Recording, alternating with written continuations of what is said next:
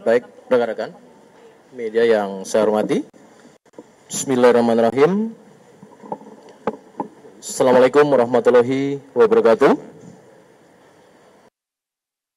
Salam sejahtera bagi kita sekalian, rekan yang saya hormati,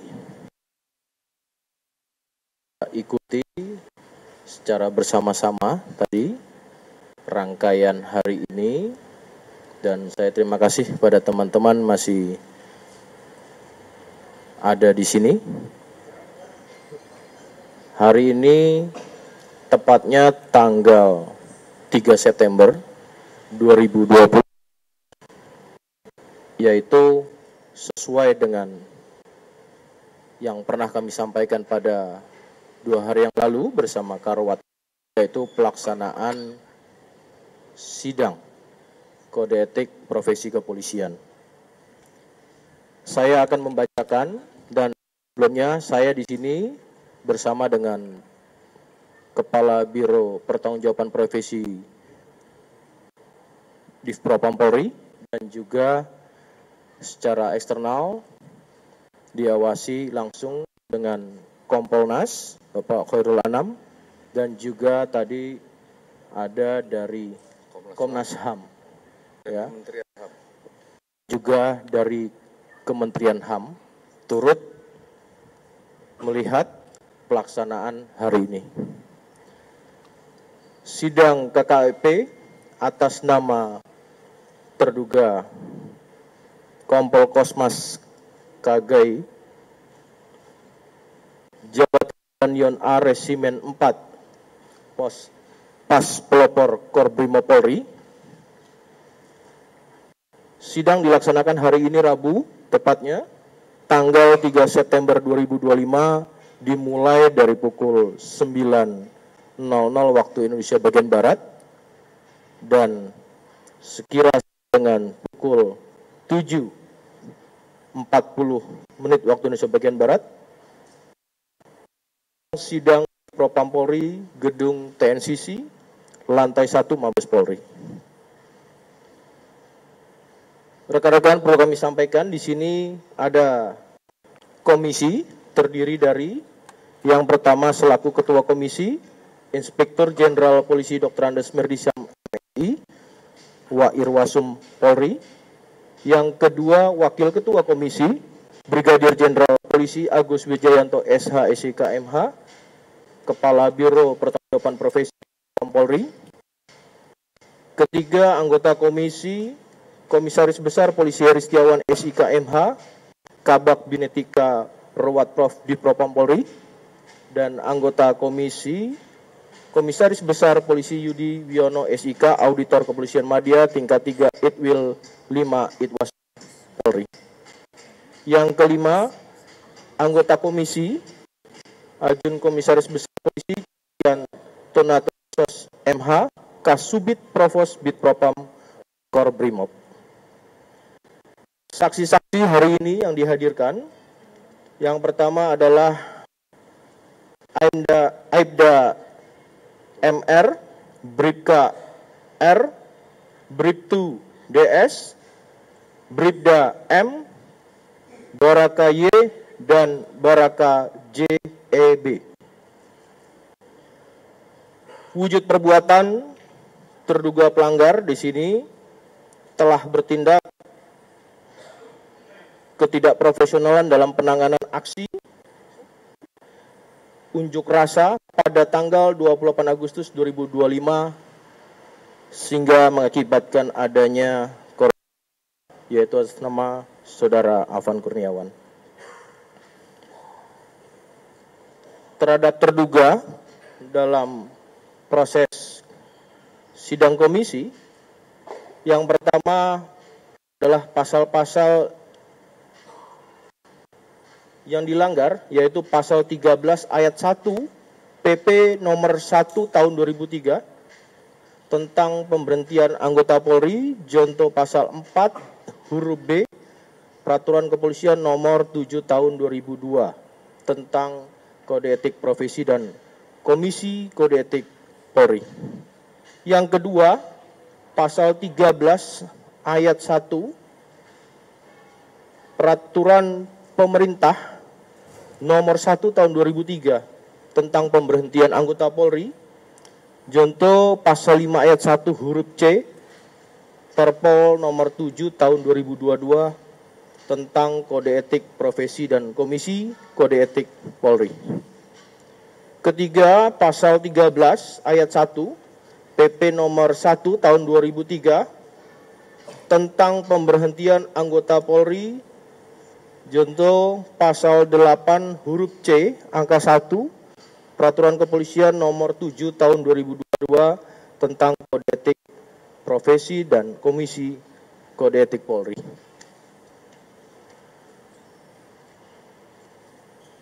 Putusan sidang KKEP hari ini yang pertama kami sampaikan sanksi etika, yaitu perilaku pelanggar dinyatakan sebagai perbuatan tercela.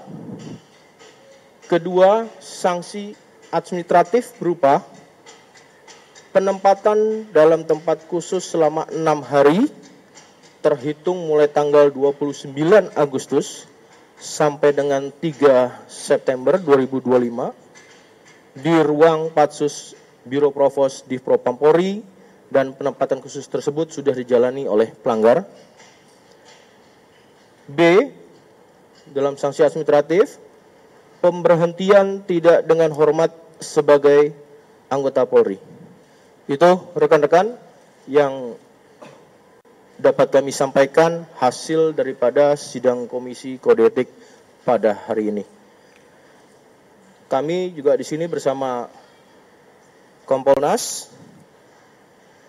Nanti teman-teman juga bisa mendapatkan gambaran bagaimana proses ini berlangsung sejak pukul 9 tadi. Maka itu kami persilakan dari pihak pengawasan eksternal tentu bisa menyampaikan kepada teman-teman media. Kami persilakan. Ya, selamat malam semua. Assalamualaikum warahmatullahi wabarakatuh.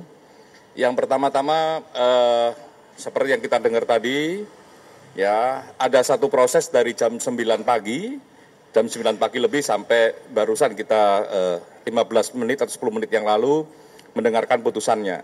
Satu proses yang cukup panjang, ya, yang menurut kami dengan pendalaman yang komprehensif gitu ya. Tidak hanya melihat di titik kejadian seperti yang sudah tersebar di berbagai video, tapi juga ditarik konteks apa yang terjadi sebelum tempat-tempat kejadian. Ya, soal kerumunan, masa aksi, soal tempat-tempat vital dan sebagainya itu tadi diurai. Soal juga bagaimana pengendalian rantisnya dan sebagainya juga tadi diurai. Yang menurut kami penguraian secara substansi cukup komprehensif, ya, faktualnya diurai, juga bagaimana proses berjalannya rantis itu sampai sendirian juga diurai. Ada konteks di situ. Nah, menurut kami dengan proses kayak begitu bagus. Masing-masing stakeholder, ya, ada majelis, ada penuntut, juga ada pembelanya, itu juga mencoba untuk berinteraksi yang menurut kami kinerjanya profesional sampai mendapatkan putusan PTDH.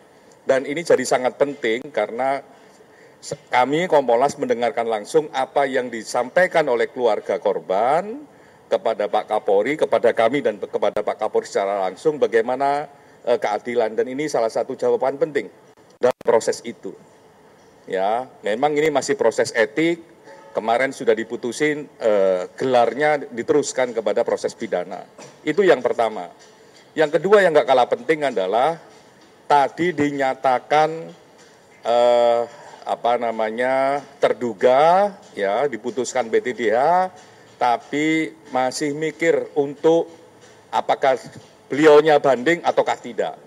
Nah, kami menangkap dalam dua konteks seperti ini. Ya, yang tadi lihat di suasana sidang, yang pertama konteksnya adalah memang terduga ini yang mendapatkan putusan sekarang PTDH ini itu menjelaskan bagaimana dia, ya, berhadapan dengan masa aksi, berhadapan dengan tugas yang harus diselesaikan secara maksimal, berhadapan juga dengan titik rawan, terutama di public safety, ya, di satu sisi itu, ya, itu penting sekali bagi dia menjelaskan tadi. Yang kedua, terduga ini yang sekarang sudah diputuskan PTDH juga menjelaskan bahwa dia tahu, ya, kalau ternyata mobilnya menabrak atau melindas, ya, karena itu kan jatuh dulu kalau di video, melindas almarhum itu setelah dia ada di markas, dikasih tahu sama teman-temannya, juga melihat sosial media. Dia sedih tadi. Yang kedua, ya, dia juga menyampaikan permintaan maaf kepada keluarga, bela sungkawa terhadap keluarga, ya, yang dia memang nggak ngira. Lah mungkin dua konteks itulah yang menjadikan dia memilih untuk berpikir dulu untuk menyatakan sikapnya.